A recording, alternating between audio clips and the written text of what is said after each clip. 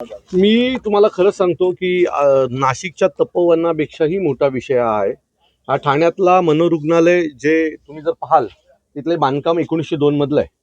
म्हणजे ही जवळजवळ सगळी झाडं ही 100-125 वर्ष जुनी आहेत. 100-150 वर्ष जुनी ही सगळी झाडं आहेत. आणि ही झाडं सुरुवातीला इथे रेल्वे स्टेशन येणार म्हणून त्याचा एक भाग घेण्यात आला. त्याच्यानंतर मग राजकीय नेत्यांच्या ठाण्यातल्या आमच्या राजकीय नेत्यांचे डोळे ह्याच्यावर पडले आणि आता या सगळ्याच जागा हजम करायचं काम चालू आहे. ऑलरेडी यातली अनेक जागा ही अतिक्रमणात गेलेली आहे आणि उरलेल्या जागांवर इथल्या राजकीय नेत्यांचं लक्ष आहे.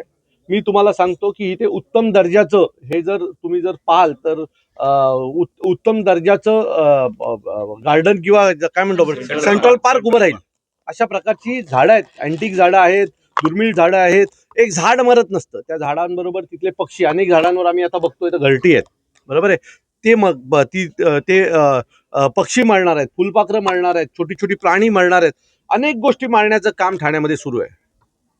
इथे मला असं वाटतंय की एक उत्तम दर्जाचं सेंट्रल पार्क उभं राहिलं पाहिजे आणि त्याच्यासाठी ह्यातली एकही झाड आम्ही तोडून देणार नाही. याच्या पुढचा आमचा पूर्ण पाठपुरावा या झाडांसाठी असेल. 5-5, 6-6 फूट खोड असलेली मोठी मोठी झाडं आहेत आणि ती तोडून आता आम्ही यांना देणार नाही आहोत. आम्ही या सगळ्यांच्या विरोधात ठाण्यातले जेवढे विरोधी पक्ष आहेत त्या सगळ्यांना एकत्र करणार आहोत आणि या सगळ्यांच्या विरोधात एक जन आंदोलन उभं करणार आहोत.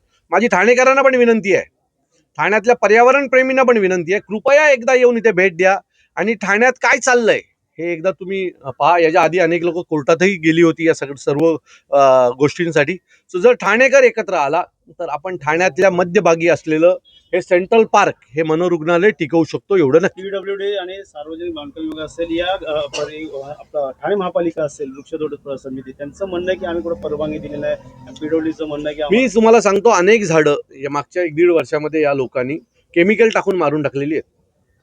ज्यांची परवानगी घ्यायची पण गरज नाही लागली आणि काय नाही, सरळ केमिकल टाकलं, ते झाड जागेवर अख्खच्या अख्खं जळलंय.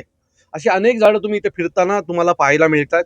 जी झाडं जर 300 झाडांची परवानगी घेतली असेल तर मी खात्रीने सांगतो की जवळजवळ 1,500 झाडं या लोकांनी तोडली असतील आणि अजूनही झाडं तोडण्याचा यांचा मानस आहे. अनेक झाडांना नंबरिंग केलंय.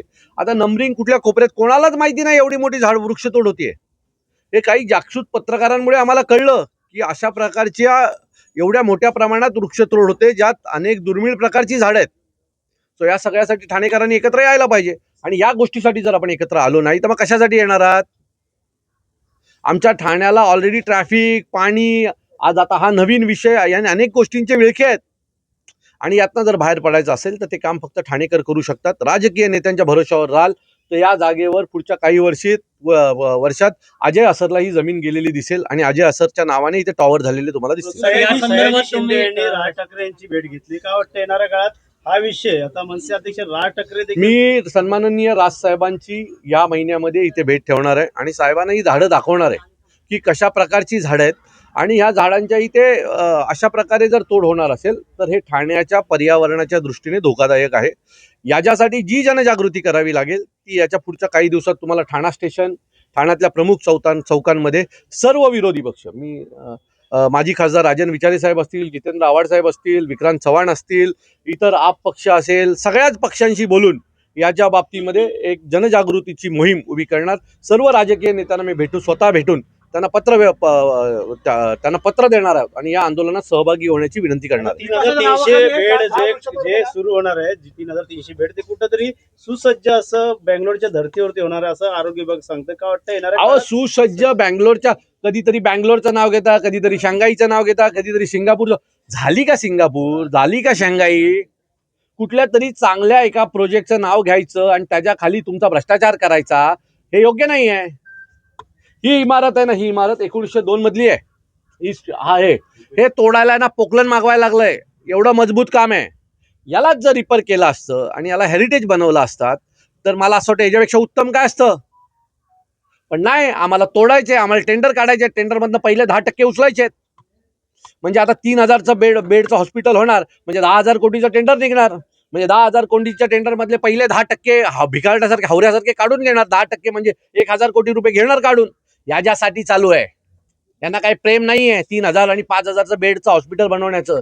जे टेंडर निघणार आहे ना मोठं, त्या टेंडर मधली जी मलाई मिळते ना, त्याच्यासाठी या झाडांचं आणि या मेंटल हॉस्पिटलचं या लोकांनी बळी दिलेला आहे, एवढं नक्की. सर, रेल्वे स्टेशनची देखील महत्त्वाची गरज आहे. प्रदूषणची संख्या वाढत चालली आहे आणि ठाण्याची परिस्थिती खूप वाईट आहे.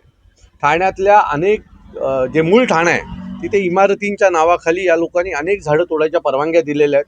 त्यात आता जर हा एवढा मोठा जर परिसर तोडणार असाल तुम्ही तर ते वाईट आहे. आम्ही काही विकासाच्या विरोधात नाही, पण तुम्ही विकासाच्या नावाखाली झाडांची कत्तल करणार असाल आणि शहरांची वाट लावणार असाल तर आम्ही त्याचा विरोध करू. अधिवेशन सुरू आहे, या अधिवेशनात तुमचं आव्हान का असणार आहे? हे बघा, अधिवेशनामध्ये सगळे प्रश्न ठरलेले आहेत. आता जे या विधानसभेचे आमदार आहेत तेच त्या अधिवेशनाचे प्रमुख आहेत. काय अपेक्षा बाळगायची? काय अपेक्षा बाळगणार त्यांच्याकडनं आम्ही? विरोधी पक्ष नेते मिळत नाही म्हणून आवाज कुठं कमी पडला जातो का आपला अधिवेशनामध्ये? त्यामुळे माझं मत आहे की ठीक आहे ना, अधिवेशन ही काही एकच जागा नाही आवाज उठवायची. अनेक ठिकाणी आम्ही अनेक आंदोलनं रस्त्यावर केली आहेत आणि त्यातून न्याय मिळवलाय. ठाणेकर एकत्र झाले ना तर या सगळे झाडं वाचतील. माझी विनंती आहे ठाणेकरांनी एकत्र यावं.